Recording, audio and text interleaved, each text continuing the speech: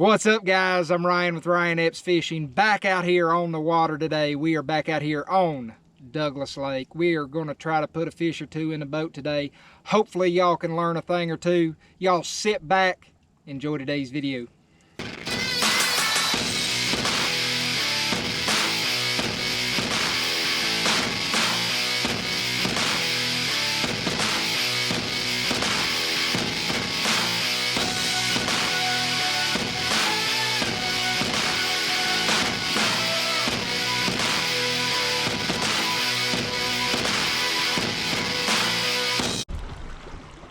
Alright guys, here's the deal. Tell y'all what's going on before we roll on down through here. I'm on the upper end of Douglas today. This is not an area that I've got a lot of experience with. I've fished up here several times, but it is not where I normally come to. I usually fish middle to lower end of Douglas. And we are way up on Douglas right now. Reason being, what I wanted to try out today, is we've had a lot of heavy storms this week. We've got quite a bit of rain dumped in, and I thought, you know, I'll go up there on the upper end of Douglas, run up there in the river, see if I can find me some stained water, and do a little bit of flipping, pitching, try to get a few fish shallow. It sounds good, don't it? Well, it wasn't. I went up there, it was awful up there. I got 2 bites, 3 bites. Missed the first 2 and broke the 3rd one off. So we zeroed up there in the river. Luckily, Douglas has a lot to offer. So I bailed on the whole river deal. And we are now heading down Douglas Lake. We ain't gonna go down there where I normally fish, but we are gonna go down a little bit, do a little bit of graphing. I haven't done a lot of graphing up here. So we're just gonna have to look at the map and pick us out some spots and see if we can find anything on them. Anyway, I want to give you a little update. We're going to head down the lake, see if we can find us some deep fish, and see if we can get this boat turned around in the right direction, put some fish in the boat. Sounds a lot better. Let's get to it.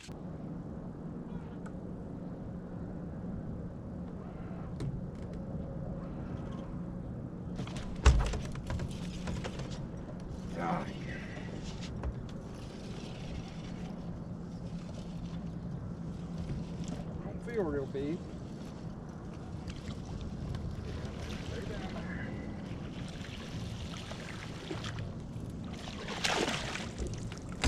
Take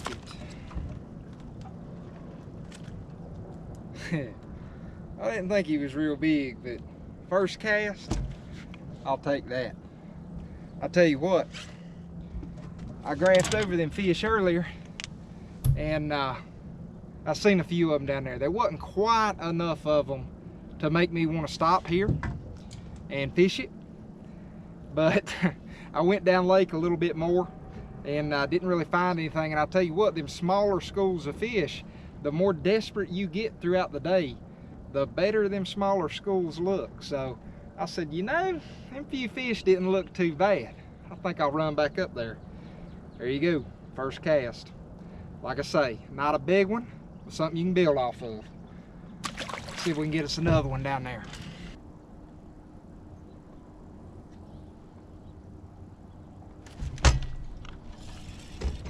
There we go. Oh, that's a good one, I think. Maybe not. If it's a bass. Oh, yeah. Ain't no biggin'. I'll take him, though. For sure. Up here. No scrub.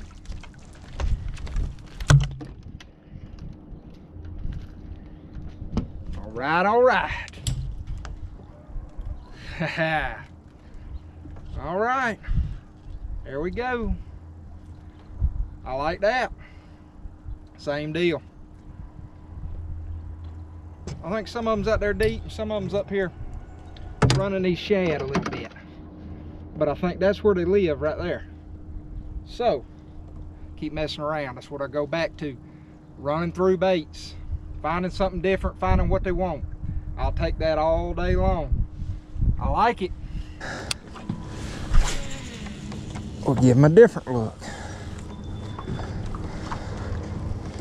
That wasn't exactly where I wanted to go.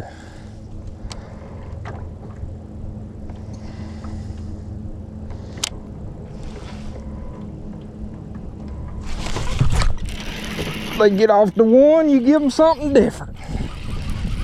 Phew. That's what I'm talking about. I think he done give up.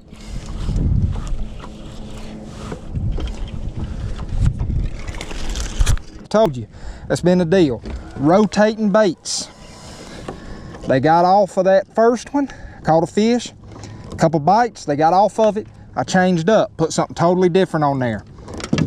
Put out there, hooked a big one, got off, caught another one, couple more bites. They got off that, put something totally different on. Just rotating through and finding what they're wanting. You know, it's just about showing them something different. There's just another one. I like it.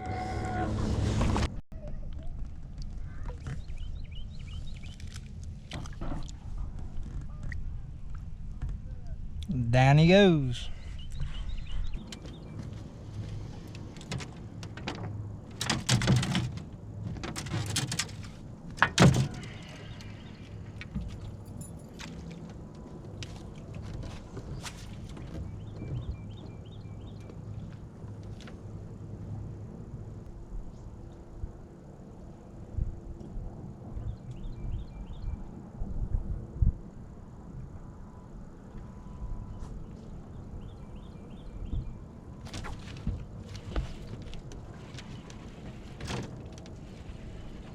Got him.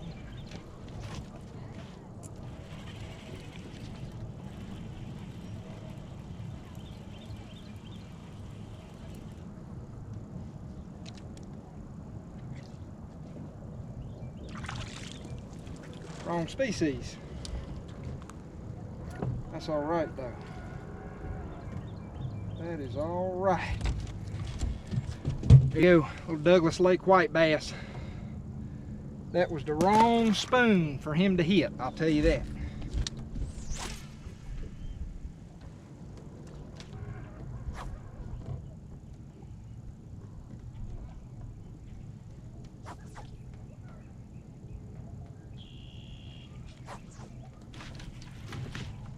Got him.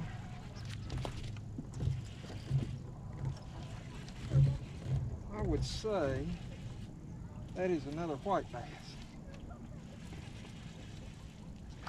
No, that is what we're looking for. Oh, you sucker, you.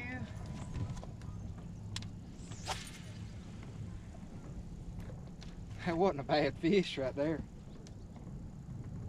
I'll tell you what, guys, that's the problem with spoons. You're gonna lose some. I played around a little bit too much with that one.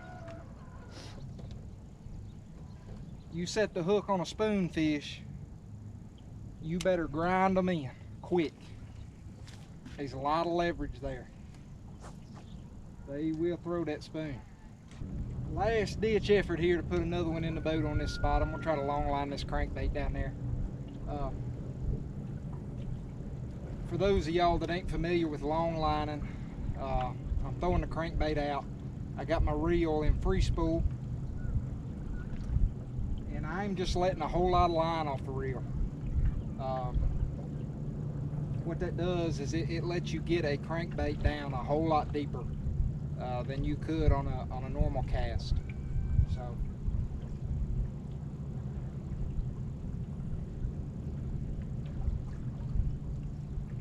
we'll see if we can hook up one more here.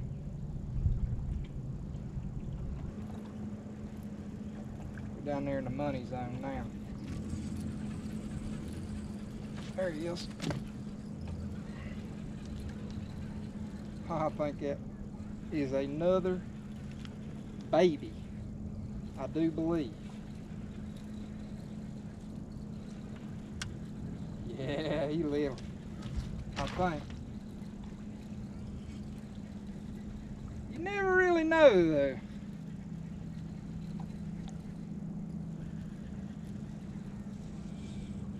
He's a little bigger than the last one.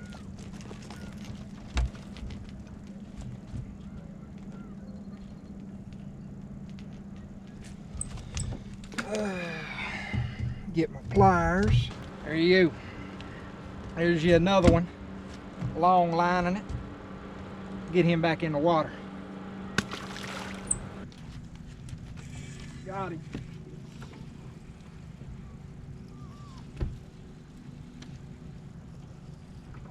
That's a better fish. Yeah, it is. Or I've got two.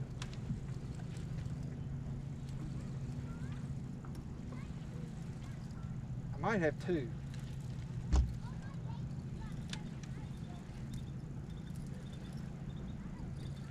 It ain't, it's a good one.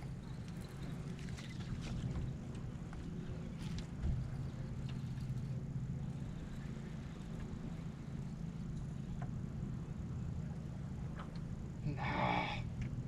White bass. That big sucker's turning sideways there.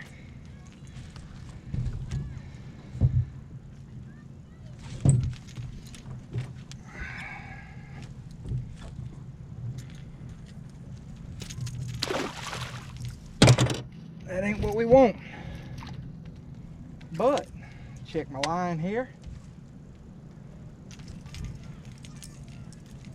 3 long lines, 3 fish. Got him. Got him.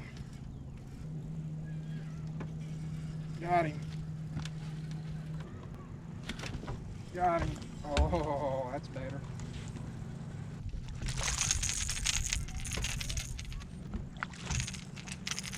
Hey! Yep. White bass number 872. Y'all ready for this?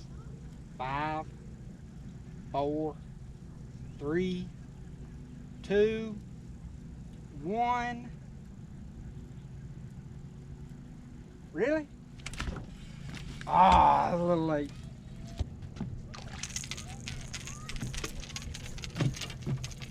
I wish they'd find some kind of cure for some kind of illness in white bass shit or something. They start paying about $75 a pound. We'd have a lot nicer boat, I can tell you that. Because we own them white bass. Whoo, they are thick. White bass fin soup cures all your prostate problems. Come on and get you a bowl of white bass fin soup. $83 a bowl. You can order it pre-frozen by the 55-gallon drum. RyanEppsFishing.com. All right, guys, let's talk about what worked today. We were able to find some fish out deep and put some fish in the boat today. Didn't catch any big ones. Didn't slay them by no means, but we had a good time out here today. Put quite a few fish in the boat. Got on some white bass there at the end, put quite a few white bass in the boat, and that's always a good time. But I want to tell y'all how I did it. Like I say, I don't have a lot of experience up here on this end of the lake, and you know, this is such a big lesson for anybody. I don't care how long you've been doing it. I mean, I've been fishing quite a while, and it's still something that I struggle with. You know, I spend a lot of time graphing, as you know, just like a lot of people do. And you know, we're all the time looking for those mega schools, them big schools of bass. You know, you see them on the TV, and you know, you see them online, see the screenshots, and yeah, they're out there. They are. But you know how often you find a mega school like that? It's very rare. I mean, very, very rare. You know, most of the time what you're seeing is schools of 10 fish or less, what you're marking on your graph. Now today, when I come out here and I left the river after that failure, I went back down lake, I started graphing. Now, it had got a little bit later in the day. I idled over a point, and this is a point, I don't know, like I say, I don't have a lot of experience up here on this end of the lake. I'm sure it's a community hole, because it's a point facing into the current on the main lake. That's a community hole, I guarantee you. But I idled over it, I saw maybe 5 marks on down image that I can honestly say were bass. So, you know, we've got that ingrained in our head. We're looking for these big schools of fish. So, you know, you're constantly thinking, I can do better, I can find better, I've got time to find better. So you keep going. Now, I dropped a waypoint on them, I kept going. And a couple hours go by and I ain't found nothing, all right? And I mean, I have yet to catch a fish. Well, the longer you go in a day, them smaller schools of fish start looking better and better. So I said, well, that's all I got. I'm gonna run back there and fish it. That's what I found. We started getting a few bites and we started putting a pattern together there, and we were able to put some fish in the boat. My number one setup for today was, as far as catching actual bass, was a Carolina rig. I'm throwing a 1 ounce Carolina rig. And you know, I'm getting, if you watched last week's video where you saw me catch them on the Strike King rooster, you know, the lesson to that video was you've always got to stay creative with that thing. You know, I think a biggest part of the hurdle that we as fishermen, you know, we fall into doing the norm and throwing the normal baits. And you know, the problem with throwing the normal baits is they're normal. Everybody does it. They see them a billion times a week. And they work. I mean, there's nothing wrong with going out there and throwing a Zumo monster worm. The first bass that came into the boat today was on a Zumo monster worm. It is a staple, I promise you. At some point in the day, every time I come out here in the summer, I will drag a Carolina rig with a Zumo monster on it. Period. Period. But you got to get creative. I caught that fish. I got a couple more bites. They got off that. So, a little bit sneakier deal that I got on. Let me show you what I started Carolina rigging. How about a Zoom swimming fluke? All it is a, if you've never seen this bait, it's a Zoom fluke, but it's got a paddle tail on the back of it. All right, so it's a fluke swim bait hybrid.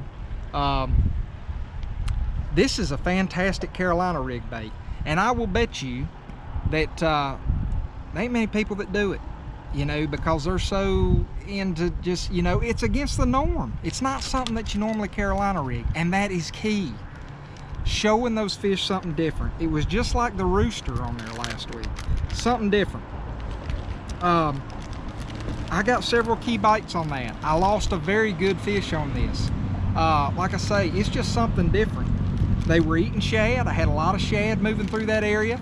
A lot of shad in that size range. I got a pretty good look at them. That mimics that perfectly. It gives them a presentation. It gives them a little bit of an action down there. It's something they ain't used to seeing. And I caught some good fish on that. Now, what seemed to be the pattern is you would catch a few fish on a bait and they would turn off of it. And you'd have to get in there and get you out something else and throw it out there. Catch a couple, they'd turn off of that. And what I went to after that, I got a couple more bites. This is real complicated right here. How about a Zoom 6-inch lizard? Black, straight black. I'm gonna go ahead and tell you, this is the ugliest rod y'all ever seen. I mean, this is an ugly pole now. I call this the old Ronald McDonald special. This is an oldie, but I keep it for throwing my spoons on. And I picked up the Flutter spoon. Now, this is the Flutter spoon I was throwing today. This is a Strike King Flutter spoon. It's not an excessively big spoon. I don't like to throw the big spoons. This is just your standard size Flutter spoon. Now, one thing that I did do to it, because here in Douglas, a lot of times, we got clear water, all right? You fishing deep, clear water, I don't like a whole lot of flash in that spoon. I think a lot of times too much flash will scare them. Now, I'll tell y'all what I do to remedy this. And when I tell y'all this, y'all can see it right here. And I know what's gonna happen. Some of y'all are gonna go get yourselves into trouble. And y'all gonna end up in the doghouse. You can see right there, this spoon is sexy shad color. Now, if the light will hit that just right, see that that purple blue right there? That's fingernail polish. Yes, I have a whole collection of fingernail polish, but y'all didn't know that about me. Now, the reason I do that, you can take that fingernail polish and put a little bit on that spoon. It'll take a little bit of that shine out of it. It'll dull it down a little bit, but it'll still leave the color. You know, you still got a good shad color there. But it'll take a little bit of that that shine, that flash out of it. It won't spook them so bad. Now, y'all think real hard about this before y'all go grabbing a bunch of your mom's or your wife's fingernail polishes. I know my wife, I have seen how much some of that stuff costs when she goes and buys it. That stuff ain't cheap, I'm telling you. Y'all go grab a bunch of her nice fingernail polish, start painting up all your lures, you're gonna get an ass whooping's what you're gonna do, I'm telling you. So anyway, that's a little trick I like to do. A little bit of fingernail polish on my spoons, take some of that flash out of there. It works for me, but I want y'all to get blinded by old Ronald McDonald there. That's an old pole. That's an old Halo. Cheaper rod. It's one of my older rods, but it's caught a lot of fish, and I use it for my spooning now. Now, let's move on to cranking. Y'all saw me do a lot of long lining today, and we caught some bass long lining once we got out of the white bass. And you know, long lining is a fantastic technique to get a crankbait down deeper than it's designed to do. We could do a whole day out here, a whole video on long lining. That's another story for another day. But what I was long lining was a Strike King 6XD. Now, that color right there is sexy blueback herring. That's one of my top colors. I love that color. It's got just enough color to it, that little bit of chartreuse, but everything's really dulled down on this bait over, say, their standard sexy shad color. It's a lot duller, and I like this bait better in clear water. It does a lot better for me. The only thing that I've changed about this bait is those are not factory hooks. I have swapped the factory hooks out for Mustad KVD triple grips. I put those on all my deep divers, pretty much all my crankbaits. That's the hook that I throw. Y'all saw today we never lost a fish on the crankbait. We used the pliers on pretty much all of them. Fantastic hooks. Y'all are, I'm sure, very well aware of the 6XD. It has been a staple for a long time now. It is just, it's been the standard for a long time for deep diving crankbaits. It catches them, plain and simple. I was throwing that on the Abu Garcia Revo winch. If you're gonna long line, it's important to have a reel with a deep spool. That winch does. You know, that Smoke S3, Quantum Smoke S3 does too. You need a reel with a deep spool because you're gonna be letting a lot of line out there. But you know, when it's on, it can be very effective. So, you know, got out today, had a good time out here. We put some fish in the boat. You can't ask for any better than that. It is hot. I guess I could ask for better than that. It's a little bit damn warm out here, I'll tell you that. So we fixing to go to the house and get in the AC. But that's all I got for y'all today, guys. If you like the videos, make sure you go hit that like button, hit the subscribe button, and hit that notification bell. That's gonna let you all know when I put out all my new videos. If you got any questions or comments for me, feel free to leave those in the comment section down below. I will get back to y'all with any answers that I can give you. Until next time, y'all make some time, get out there on the water and catch you a few. I'm Ryan Epps. Y'all have a good one.